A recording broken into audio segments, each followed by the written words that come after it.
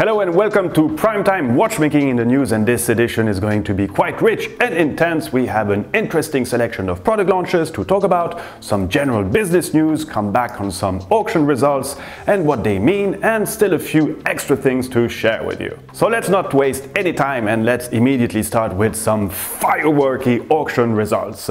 Because yes, we saw a new crazy record for Rolex, and what a record, as the reference 6062, known as the bow die, was sold by Philips in Geneva for a staggering $5.1 million US. This is twice more than any other Rolex sold before, and I have to admit that this 1952 triple calendar moon phase timepiece belonging to the last emperor of Vietnam is really a stunning looking watch. But these prices are really getting stratospheric. It was purchased by an unknown private collector, and I doubt we will see this watch back in auction rooms very soon. So quite nice for us to have been so close to it and being able to share this with you with these nice and exclusive images, something which, by the way, we had been able to do last year too with the ultimate wristwatch record set by the Patek Philippe reference 1518 in steel, sold for $11 million. Yet another little exclusive insider. We like those and count on us for some more. Anyhow, there were other auctions during that same week, and it was very surprising and disappointing to see that Sothebys was not able to find a buyer for the incredible Calibre 89, Calibre 89 by Patek Philippe, the brand's most complicated timepiece ever produced for its 150th anniversary back in 1989. For the record, its current owner had already put this watch for sale a couple of years ago for a rather high fixed price. We're talking around $11–12 million US, and it was actually Christie's, the other important auction house, that was previously tasked to do so in its private sale department, but that didn't happen. So the owner now went with Sotheby's and was ready to put it in auction, was ready to lower the price, if we can say so, but nevertheless the reserve price was not reached. All in all, I think this gives, unfortunately, a bad vibe to this timepiece, like a wrong signal. So we'll see what will happen next, because it remains an extraordinary timepiece with its 33 complication and what it represents in the history of the brand and for watchmaking in general. So quickly talking about the overall results, the four main auction houses sold for a bit more than $60 billion of vintage timepieces during this Geneva week, but one has to note that Philips represented 50% of this number, so clearly the market leader in the world of watch auctions. And I just wanted to mention a rather poor performance by Sotheby's, 10 times as less as Philips, with approximately $3 million in sales, and actually so poor that I didn't even receive a press release from their part summarizing their results, something generally you get quite automatically. So in terms of trends, Rolex definitely dominated these auctions. Of course, some Patek Philippe also went for some pretty high figures, but it seems like collectors are slightly shifting their interest from what used to be the blue chip lots of any watch auctions not even so long ago. So let's change subject, and before talking about the main product launches and going by the many comments regarding a special Nixie tube timepiece you've seen on the mantelpiece of Mr. Orbach, that's the watch auctioneer and great storyteller of Philips, well, I just wanted to tell that we will come back on this original objects very shortly, since it seems to stir quite a lot of interest by you guys. So let's now talk about some new watches, and we will start with Richard Mille, as the brand has used once again the start of the French Tennis Open to unveil the new Rafa Nadal RM27, the -03.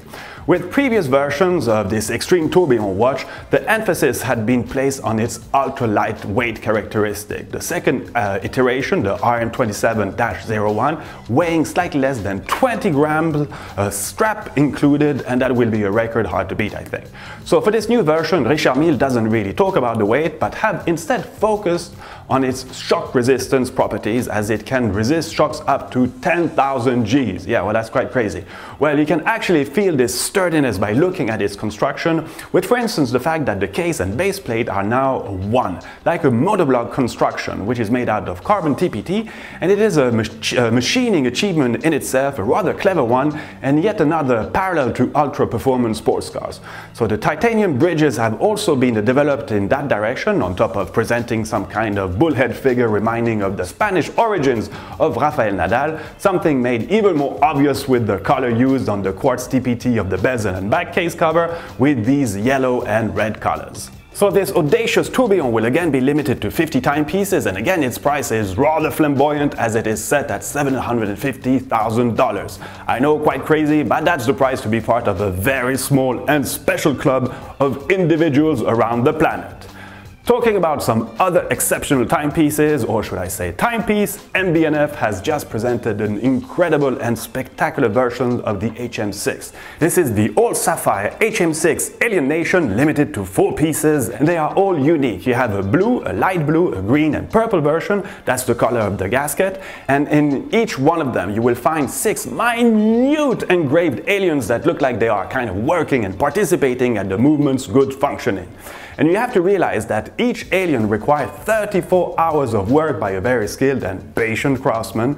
And regarding the sapphire case, well, it's made up of 12 different blocks requiring a total of 510 hours of machining. So quite a lot of work put into this incredible machine, I should say, not even timepiece, it's a machine. As a reminder, the HM6 was first introduced in 2014, and this flying tourbillon movement was from the start limited to 100 movements, split into 50 titanium versions, 18 pink gold versions, 20 SVs, also in a sapphire case coming in 2 versions, and these 4 unique Alien Nation versions, so another 8 movements are still available for probably another quite crazy final version.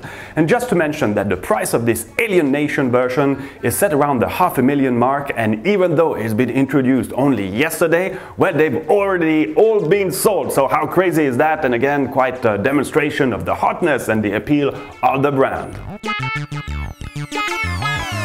So let's continue with product launches, and Girard-Perregaux reintroduced the Laureate this year, a collection first launched in the 70s, but which had unfortunately been put on pause for a few years. Well, you guys know I quite like this watch. This is an early 2000 titanium model I bought at the time. The Evo 3 and GP are really placing a lot of hope on redevelopment of the brand, in terms of business, I mean, on this, well, new collection seen at the SIHH this year.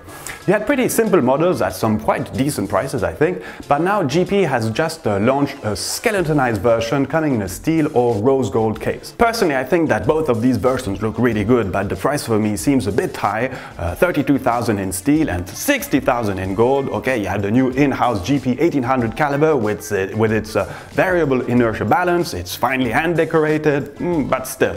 So in a much more affordable territory, let's very quickly talk about another skeleton watch, as Quorum have introduced a colorful open work version of its bubble watch. It comes in 3 colors, green, blue and purple, in its 47mm steel case, and features the caliber 39 manufactured by Eterna, the sister company, beating at 4 Hz and costs approximately $6,500. Okay, so it's quite something different, but still. And finally, just wanted to come back on a new original wall clock made in collaboration between Fiona Kruger, that's the brand behind some very cool skull-like wristwatches, and L'Épée, the clock manufacturer we've seen on the Watches TV with some previous collaboration with mb&f. There we go again. So this wall clock comes in 2 versions, a black and white, as well as a very colorful version inspired by Mexican style. And one of the originality is that the power reserve indicator consists of the mouth opening as it uses its energy. Okay, you have 35 days of power reserve, so it won't just yawn on you.